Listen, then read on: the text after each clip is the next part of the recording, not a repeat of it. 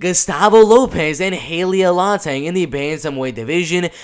This is going to be a very, very close fight. The height and the reach is very, very even. So is the skill right here. The striking is going to be super, super even. It's really going to matter on who mixes in the wrestling a little bit more and who can land a little bit more volume on the feet, though. But it is a very, very 50-50 fight on the Tapology predictions as well on the betting odds for this fight. Pretty 50-50 with Heili Alateng around a -120. Very, very slight favorite, but it's a very, very close fight. Heili Alateng is probably going to be on the back foot. I mean, I assume he's going to be on the back foot for sure because Gustavo Lopez likes to go out there, put on that pressure, get your back to the cage, and land that big right hand. He goes out there, gets your back to the cage.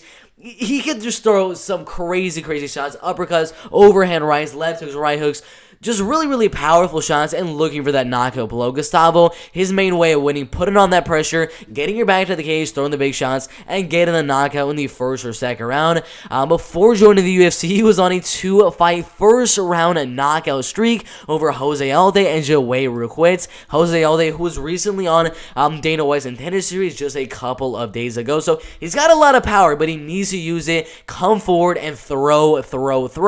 Also, he's going to need to defend the takedowns of Heili Alateng as he's going to be fighting on the back foot.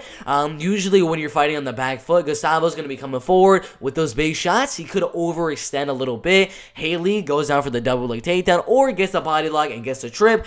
That is one thing that Gustavo Lopez really needs to worry about because Heili Alateng, those takedowns could be the thing that get him the win on the judges' scorecards. Just a couple of takedowns here and there can be the thing that gets him the win. But out of his 14 wins, 8 losses, and 1 draw.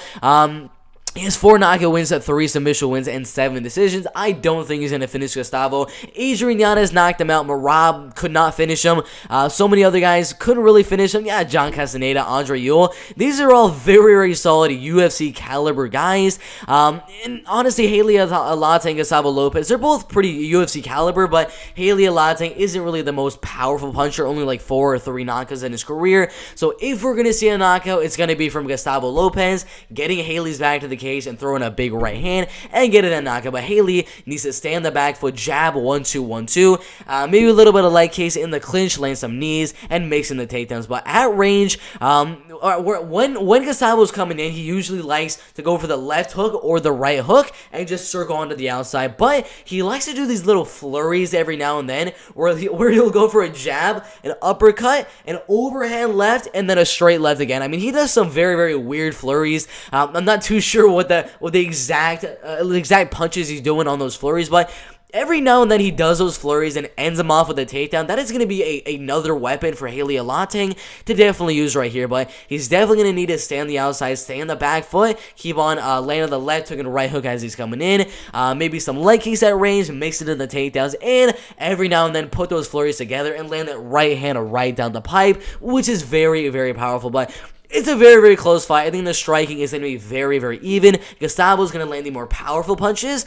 Heili Alateng is going to land more punches in terms of volume and mix in the wrestling. So it can honestly go either way. Very, very 50-50 fight. But I am slightly leaning Heili Alateng with the mixing in of the wrestling and landing a little bit more volume with a jab, the 1-2, as he's coming forward. And mix it in the takedowns as well. So Heili Alateng, in my opinion, is going to win that fight by a 29-28 decision. But really good fight in the bantamweight division.